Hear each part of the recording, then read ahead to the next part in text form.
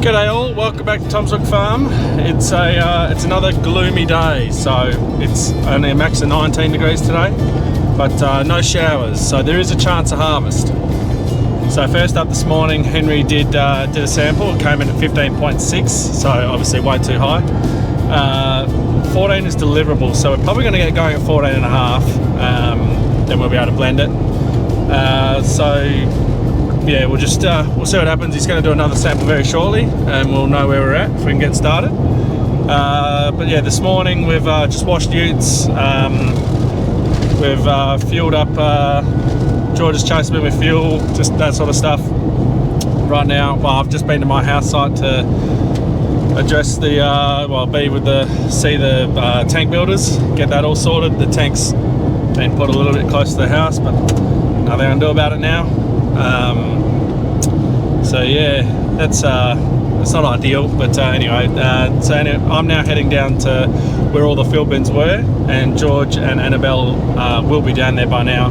We're just going to shovel up all like the grain that's spilt or come out of the boots when we were filling and stuff like that. Just maintenance. You know, if we leave it there, it just rots and it's just disgusting throughout the year. So it's just better just to keep on top of it. And when you got downtime like now, just give it a quick shovel. I should have taken a little longer. You would have had it all wrapped up. I was saving your pile. Yeah, I did see that. My pile's still there.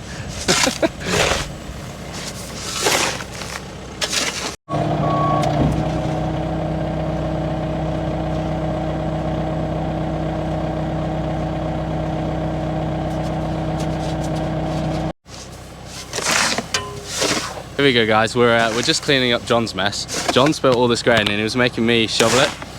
So I've given him my shovel because it wasn't me. I'm like, geez, look how much there is. That's at least, what, 5-6 ton? Shit. Wow, your mess is bad. That is bad. I'm like, good thing I don't do anything like that. What was that? What? Hey? What's up? What did you do last year? You tried to sneak it away from me? I wasn't trying to hide it from you, though. I just got up early in the morning and did it. And you were blaming Beck. It was her fault. And how was it her fault? She was standing next to the bin. She was. Literally, I was alone. She was standing here looking at me, and I was kind of looking at her thinking, am I all right to still go? And it was like, oh. It was a huge pile. There's a couple of them. It was, yeah. Oh well.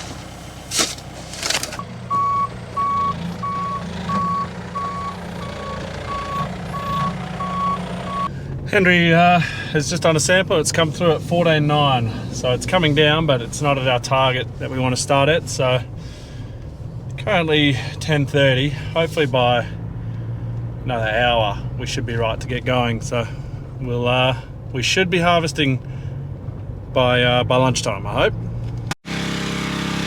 So guys, we've got not much to do. Henry's on the log splitter. He's already got a cage full of firewood.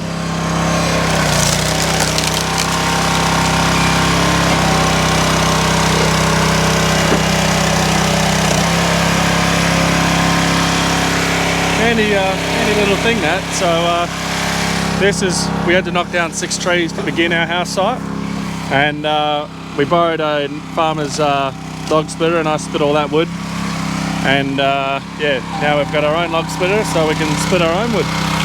Makes it nice and easy. And we're just using the old shuttle. Took the tubs out and using the shuttle so we can store the firewood and keep it dry.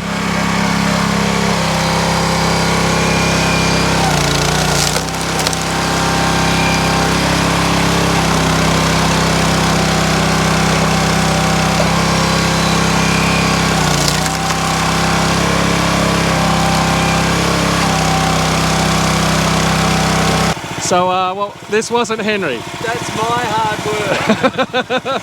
Henry just busy taking a sample. So I gave the credit to Henry, but the credit goes to Dad. Doing well. You made light work of that. It's a beast. Yeah. Hey, old pockets.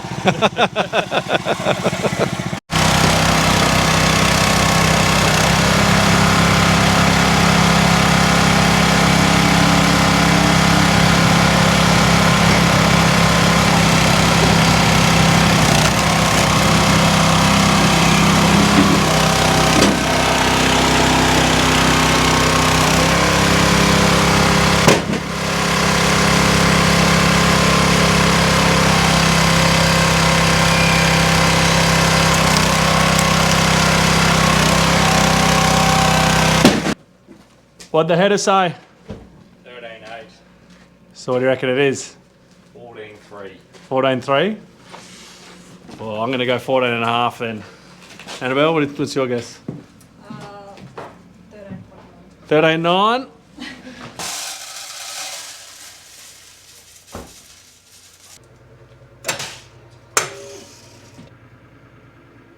$14.6. I think we'll probably get rolling at that. So with the moisture in 14.6, we're going to get started and we'll blend at that. Deliverable is 14 and our 100 tonner's got anywhere from 11.6 to like 13 and a half in it. So we'll be able to blend that out. So Brian's on his way out now, so we'll see him in 2 hours and we'll give him a load and we'll see where our moisture's at then. If he's going to go to town or if he'll just go to Cascade and come back. But yeah, figured I'd show you all the wood we split. So we got 3 shuttles full. So we made light work of that. It's bloody handy having that thing, I tell you. So the next miserable rainy day we'll probably keep going and get the rest done. But hopefully there's no more. Hopefully we're going to be harvesting just non-stop now. But yes, we'll just see.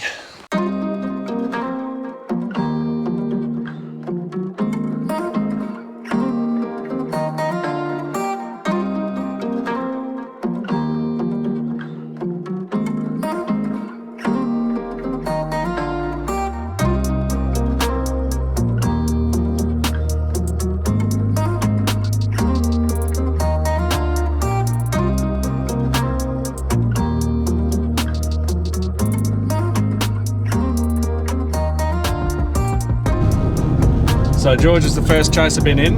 It's been a bit of a slow start. The guys, when they got out here, they just washed their windows because they're a bit gruddy, and then they're just transporting down to where they were harvesting. So it's just taking a bit longer. So it's about it's 20 to 1 at the moment. So it's been an hour since we did that last sample.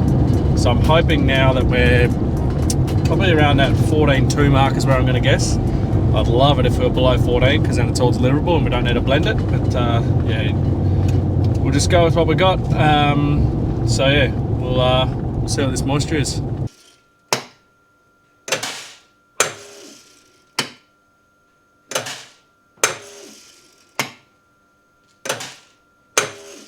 We're deliverable. 13.8. So yeah, bloody good. Means that yeah, we can just, it's all deliverable. We don't need to worry about blending. So we got Brian here, I'm going to guess in about 40 minutes time, so we'll yeah, be outloading then. So I just ducked down to Henry's and grabbed his chook grain bin, and it was basically empty. He had the top blow off it at one point. There's only like maybe that much grain in the bottom, and you know, obviously got wet and gross. And if I could show you smell-o-vision, geez, it is nasty. Rotting grain is just horrible smell. But anyway, I've got it here, so I'm going to give it a wash out, and then I'll bring it round to the bar and grill there, so that we can tip all our grain out. Because at the moment it's just, you know, you end up with a bit of mess on the ground and stuff if you don't do it, and yeah, it's just easier. So give this a quick wash, and then let it dry out.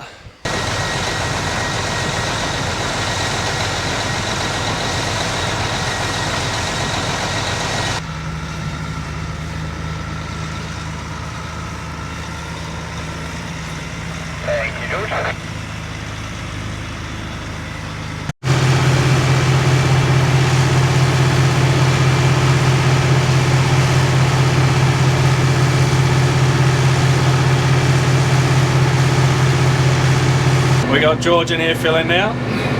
So I was a bit worried about the fence. I think, well, we are closer to the fence this year than when we were last year. But he's been able to fit in there and he's unloading, so... Right, yeah, shut it down, George. So yeah, no, we're all good.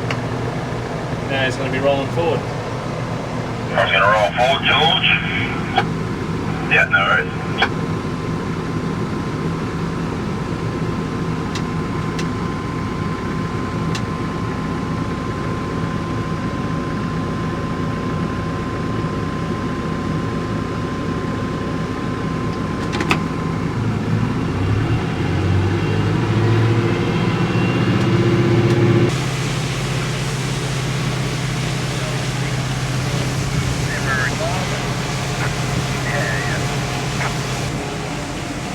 Well, he is right on the fence. He's got, you know, half a metre gap, so no, he's done well. And Annabelle will be a lot closer because she's got a smaller auger, so no, that's I was a bit worried, but that's all good. They're going to fit, so it's all hunky-dory. So we'll just keep on loading Brian here.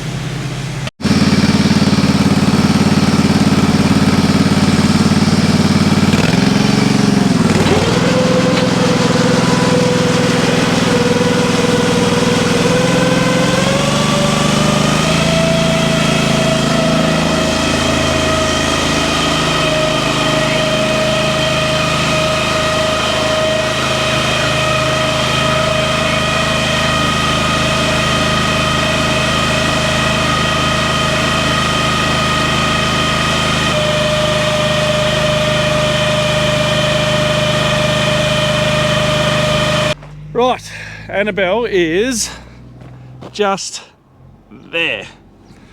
So when she gets up here, I'm going to do another sample, see where we're at. What were we last time, everybody? 13.8, I think. So it's been over an hour since I've done that one. I'm going to guess it'll be down at maybe 13.5 now. So let's hope it is, and yeah, then we can just keep on going, and the lower it gets now, the more chance we've got of going into the night. But if it stays high, because we get the dew and the sea breeze come, you know, the afternoon, the evening, it tends to cool everything off quite quickly. But yeah, if you've got the heat already in the grain, then it takes a lot longer for it to bring it down.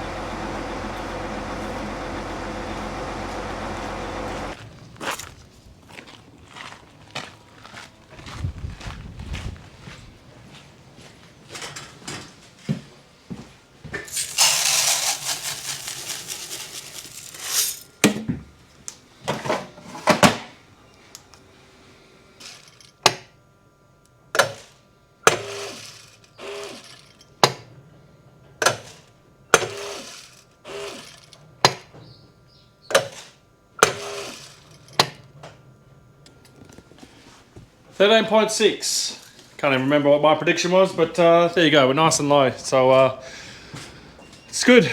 Right, I'll let them all know. Then I am going to move all this stuff that's down here and chuck my drum in. So then all I can do is just chuck all my grain in there. You can take it, like, I started dumping it in a box there. That was just me being slack. You know, you can just refill them like we do and take it back out to the paddock. But you end up with spillage everywhere, and it just doesn't, it's just not good. And the other thing is, when you go to the paddock, if it's a header, it's all right. If they get it from the header, they just tip it in their box, get a new sample. But because I'm got the chaser bins with the, you know, the taps now, I'm just throwing the grain on the ground, and then, you know, so it's just going to germinate out there. So I'd much rather just have a drum there that we can just go throw in our grain tip later on, or if it's good grain, we'll go and put it down with the chooks for Henry. So yeah, anyway, look at that, fits in there nicely. Now I can just go like that.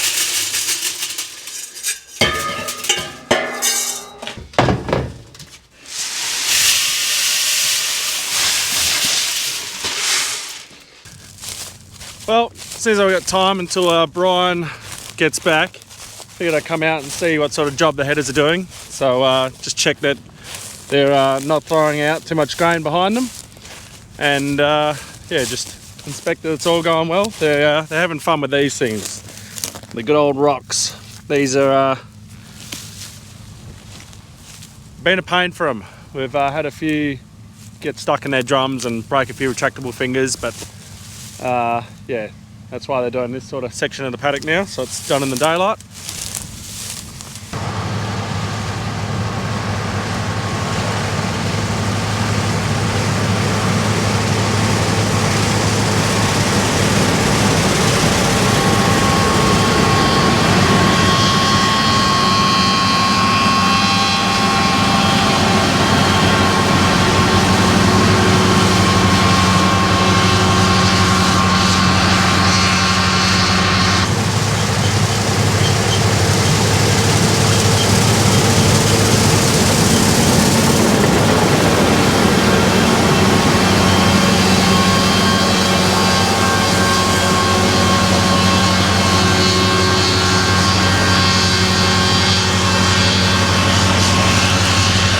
So if you can hear me over the Terminator, the things that, well, we're looking for grain on the ground, and we can't tell what grain is coming off the sieves because we've got the Terminators. So all the light dust going that way, that's all going through the Terminators. So that's coming directly off the sieves straight into the Terminators. It's all the chaff. Then all the straw is what's coming out off the rotor through the discharge meter, shot out the back through the chopper. So that's all the straw. So that's all this big stuff here. So all I can have a look at here is rotor loss. I can't see sieve loss. So we'll just have a look and just check to make sure they're not, throwing a stupid amount out.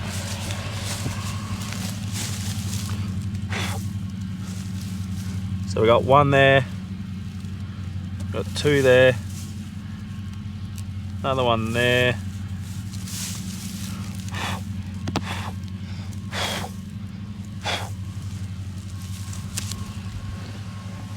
So I think there's about 4 just there in that, oh, excuse me, all the dust. 4 there in that little 10 centimetre squared, which I think works out to about 1%. I'd have to get the app out and have a look. I'll tell you my philosophy on grain loss in a second. We'll see what Henry's losing at the back of his.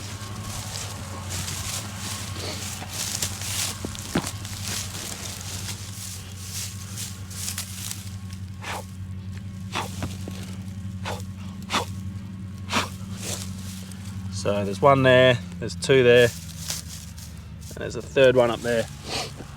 So they're both very even. Oh, Dad's full.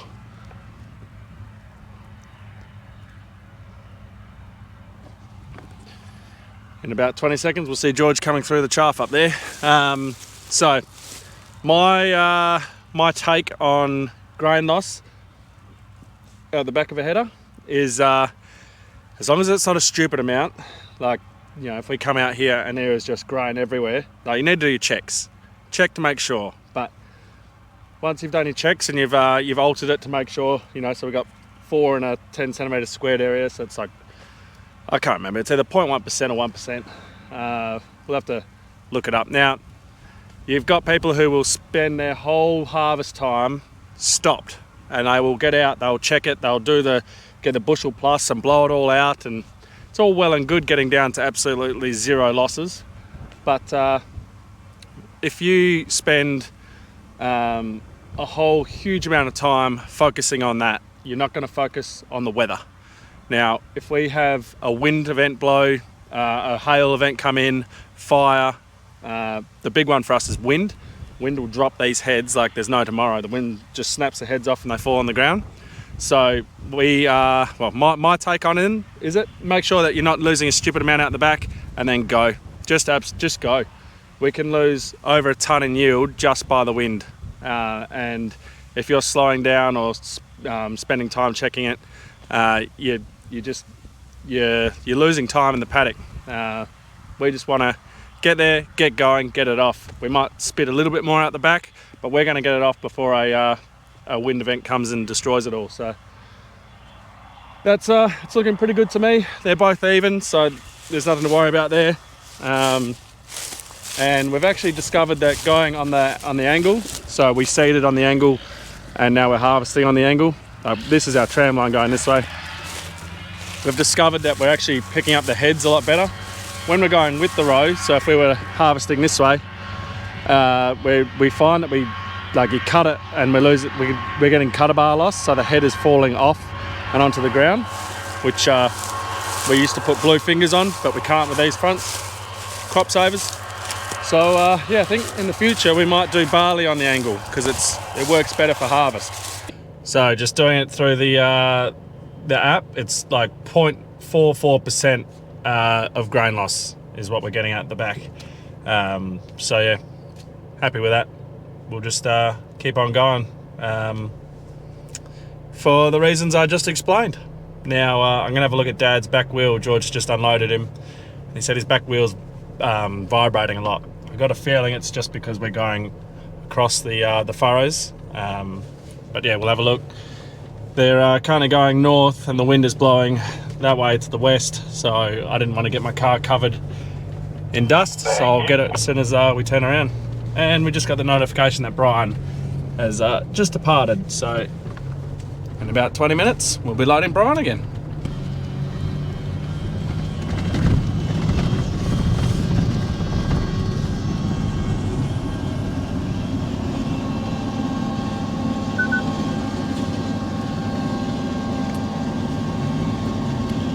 Yeah, I mean, it is bouncing up and down a bit. I'll go and have a look at Henry's tyre.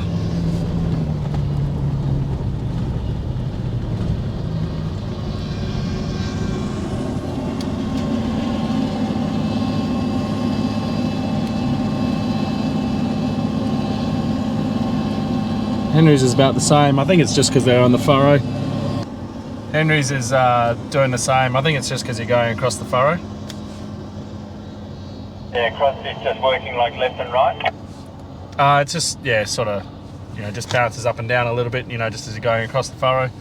It's, Henry's probably isn't doing it as much, but you've got a fatter tyre than him. You've got the front tyres, haven't we? Yeah, he's got the Rice tyres, you've got the Australia tyres. Oh, good to have the Australian one.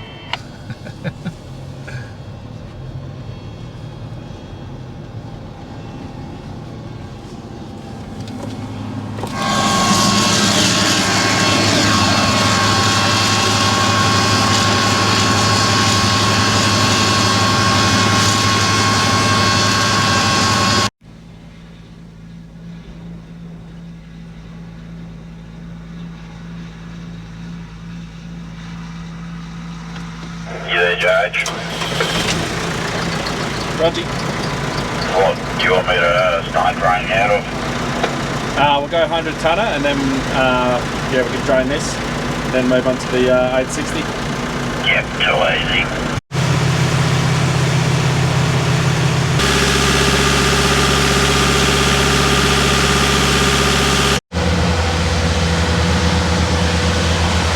Annabelle's in now, so I'm going to get her to come along and load the truck as well. So she'll put her auger at the same spot as the 860's auger, and then I'll just load at the same spot. Brian will just move forward.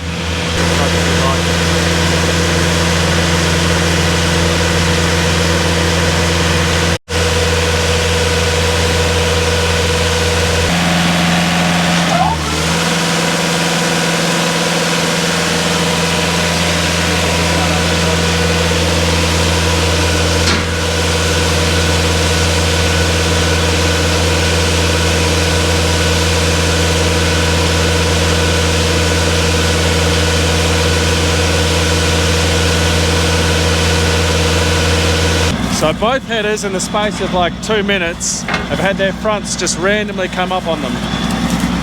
And the issue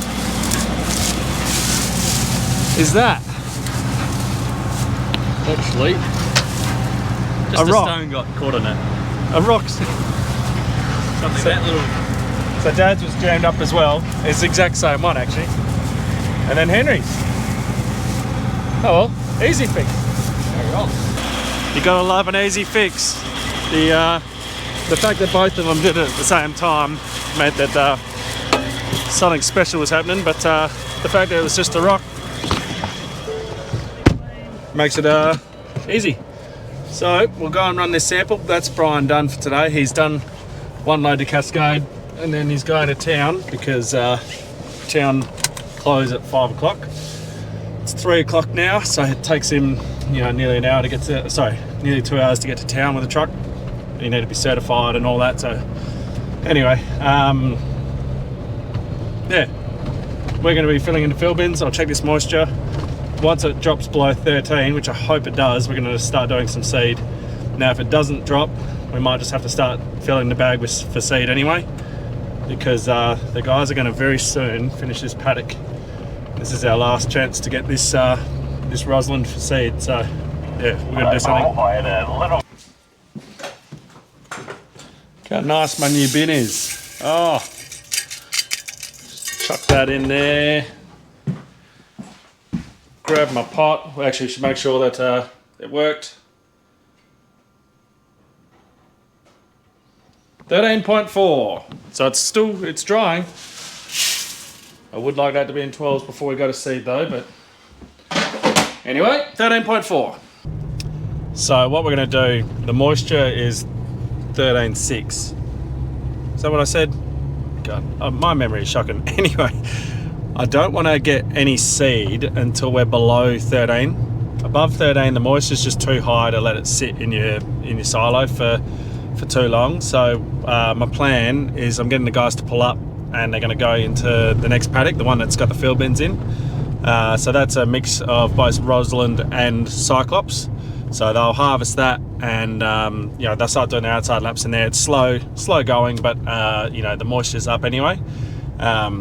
So yeah, they'll do that, and then when our moisture drops, which will be tomorrow, they'll jump back into the paddock they're currently in, and then they can yeah, we can finish the seed off, and then yeah, we don't need to worry about it until we probably get into the front paddock here, and we'll probably grab seed for Cyclops variety. Obviously we're going to see how it yields this year. We haven't had the wind blow yet to determine yeah, which variety is best.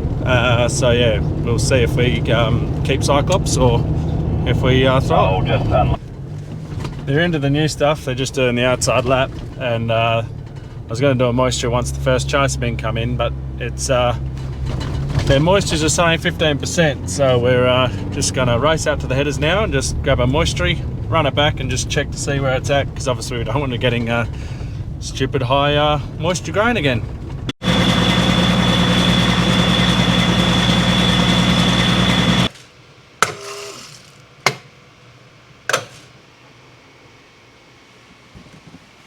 Well, the moisture meters were correct, it's 14%. So I'll get them to keep going because 14% is deliverable. We'll just need to make sure we put that in a separate bin. And we need to keep our eye on the moisture. They might just get the outside laps done and then that'll be it for today.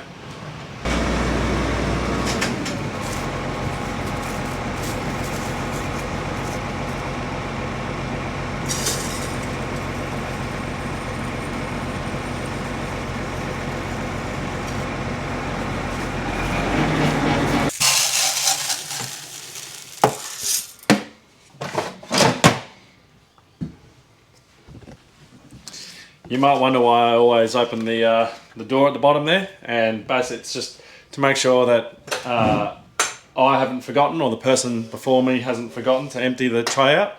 Because if you try and put more grain on top of a full tray, you're going to end up with problems. We're still at 14%, so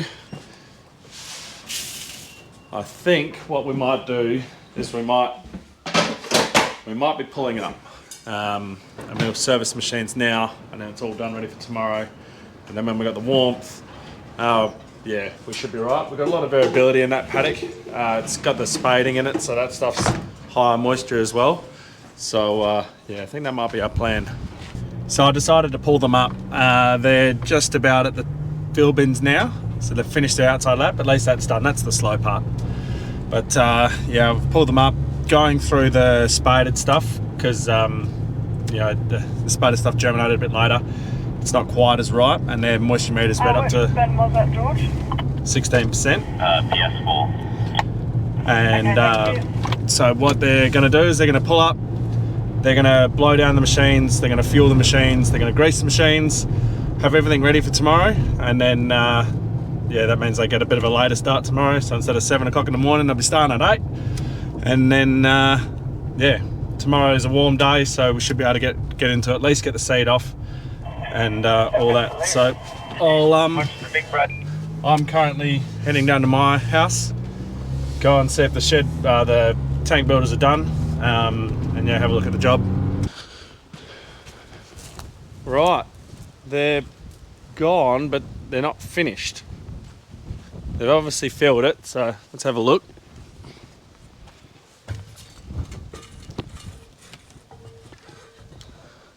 There's barely any water. They've done nothing.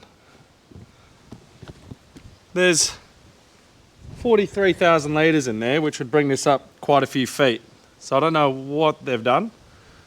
They've only done enough water to stop the lining from moving, I guess. And yeah, I don't know what's going on. But you can see what I mean. They've done it too close to the house, and I am very annoyed, but not much I can do about it. So we're having a road go through here so we can drive out the back and get around to our dam and everything like that. Now, just depending on where they put the inlet for the pipes for the rainwater, if they put it right there, then it's going to limit us driving through. Hopefully I can get them to move it and put it around the side somewhere, and then that'll be a lot better.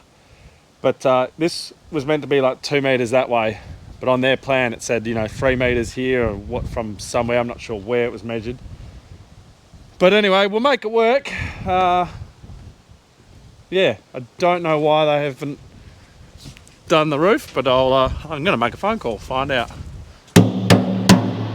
Well, after a quick phone call, we got that sorted. I also had to screw the door back in. We had, not sure if I mentioned on here or not, but the birds have been getting inside, and they've been, we had 5 nests like in the house. So we had to put makeshift doors up so that they can't get in, because the house is now sealed except for the garage door and the main entrance door.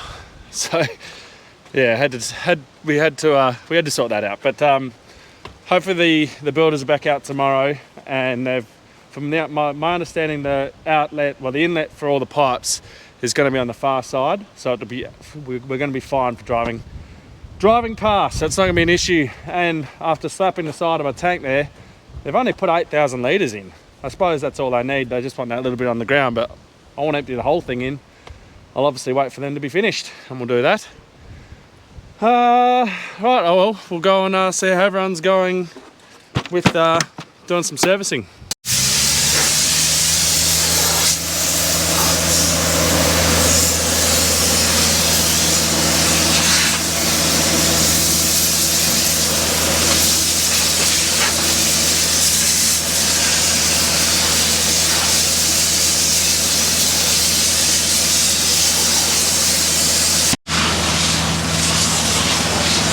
Counting down the days, tick and change that flag.